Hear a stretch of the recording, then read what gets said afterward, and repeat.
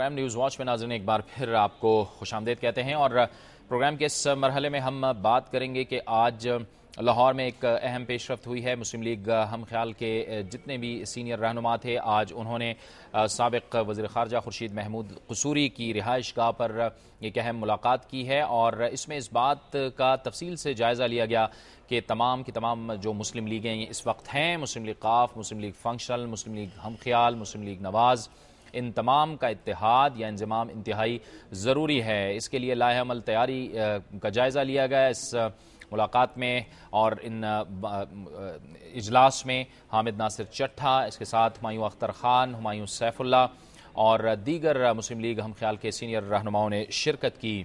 क्या ज़रूरत पेश आई है इस इजलास की और क्या ये इत्तेहाद मुमकिन हो पाएगा, इसी पर हम बात करेंगे। और इसके लिए हमें ज्वाइन किया है मुल्क के मुमताज़ सीनियर सहाफ़ी और सीनियर तज्ज़ियाकार जो पाकिस्तान की सियासी उमूर पर नज़र रखते हैं, जनाब मुजीबुर रहमान शामी ने। बहुत बहुत शुक्रिया शामी साहब।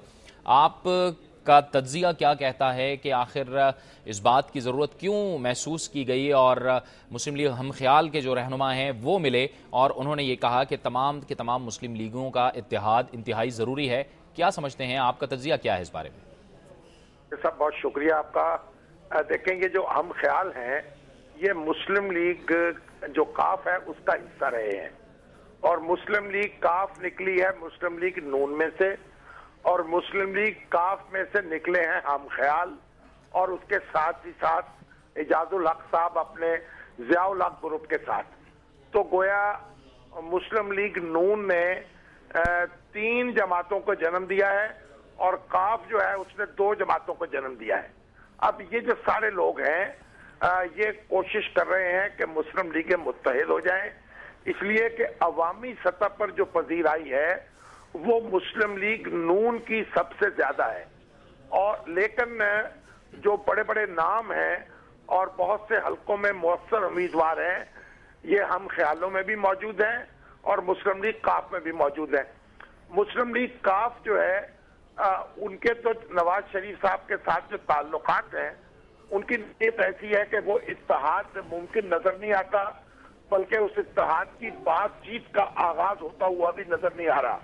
लेकिन ये हम ख्याल ग्रुप जो है ये क्योंकि चौधरी बरादरान से अपना ताल्लुक तोड़ चुका है और उनके खिलाफ मैदान में है, इसलिए इम्कान हो सकता है कि मुस्लिम लीग नून से इनकी कोई बातचीत शुरू हो जाए और इसमें से बहुत से लोग नवाज शरीफ साहब से मिल भी चुके हैं और इजाजुल हक जो है जो एक दूसरे तरह के सरबराह हैं वो भी मिल चुके हैं। और मैं भूल गया हूं तो मुस्लिम लीग अवामी रह गई है, वो भी यहीं से बरामद हुई है, लेकिन शेख रशीद साहब से भी इत्तेहाद के कोई इम्कानात नहीं है।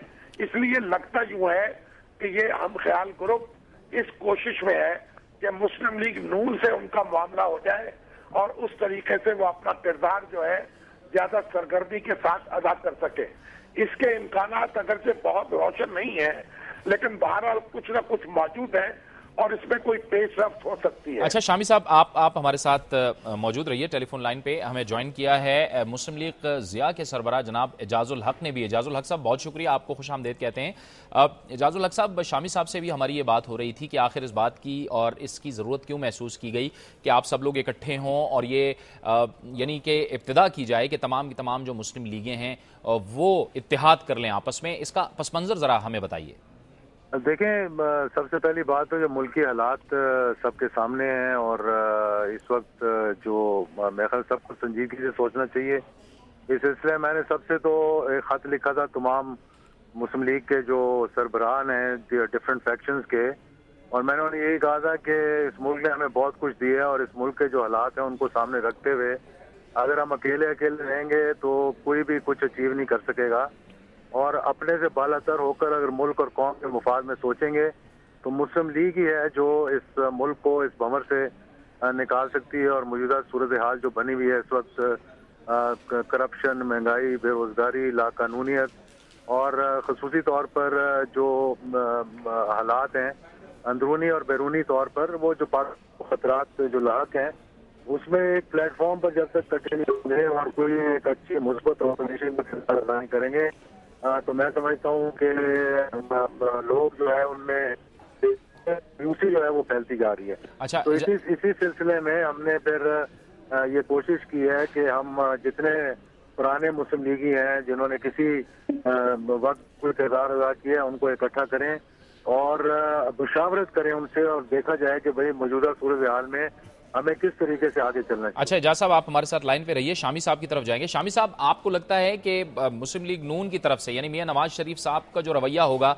वो इस मुस्लिम लीग के लिए जरा नर्म होगा बनिस्बत मुस्लिम लीग काफ के मुकाबले में?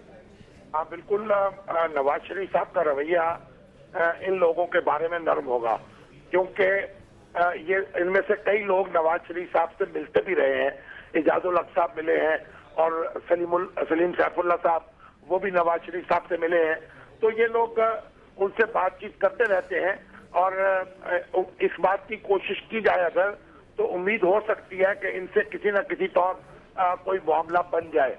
लेकिन जो इजाजुल हक साहब गुफ्तगू कर रहे थे वो मुझे यूं दिलचस्प लगी है कि पहले तो ये तमाम टुकड़े मुस्लिम लीग काफ से अलग हुए हैं, उससे पहले ये नून का हिस्सा थे, फिर ये काफ का हिस्सा थे, फिर ये अपने अपने टुकड़े बने हैं। गोया आपने पहले तो 1 रुपए की रेजगारी ली और जब रेजगारी ले ली तो दोबारा रुपया बनाने के चक्कर में मुब्तला हो गए। अच्छा, इजाजुल हक साहब से इसका जवाब लेंगे। जी इजाज साहब, आप फरमाइए। शामी साहब को आपने सुना?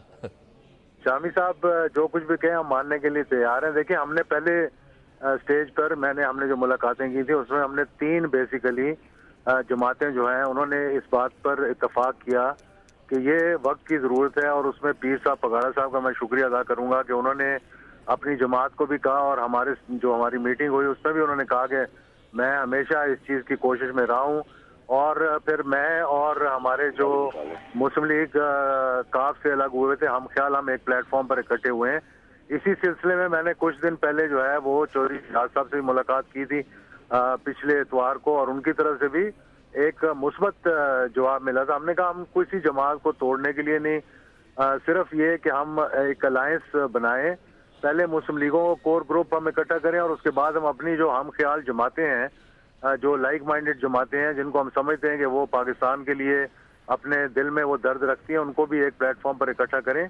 और इंशाल्लाह आज की जो हमारी मीटिंग हुई है बड़ी मुस्बत मीटिंग हुई है और देखें आप उसमें साबिक वजीर आजम भी थे, साबिक गवर्नर भी थे, साबिक स्पीकर्स भी थे और काफ़ी लोग इकट्ठे हुए हैं और सबकी ये संजीदा सोच है कि मुल्क को जो मुश्किलात इस वक्त सामने है उसमें इक़्तिदार से बालातर होकर सोचने की ज़रूरत है, मुल्क और कौम के लिए सोचने की ज़रूरत है। और मुझे मालूम है कि ये जो शामी साहब ने बात की है बिल्कुल सही है। मैंने यही ख़त में लिखा था कि हम सबसे गलतियाँ हुई हैं, लेकिन हम अपनी गलतियों का जब तक अजाला नहीं करेंगे, हम अपनी गलतियों पे माफी नहीं मांगेंगे तो हम आगे किस तरह चल सकते हैं। बहुत बहुत शुक्रिया इजाजुल हक साहब आपका और बहुत बहुत शुक्रिया मुजीबुर रहमान शामी साहब, आप दोनों का बहुत शुक्रिया कि आपने हमें ज्वाइन किया और इस अहम मौजू पर गुफ्तगू की। वक्त हुआ चाहता है एक ब्रेक का और ब्रेक के बाद हमारे इस प्रोग्राम का सिलसिला जारी रहेगा।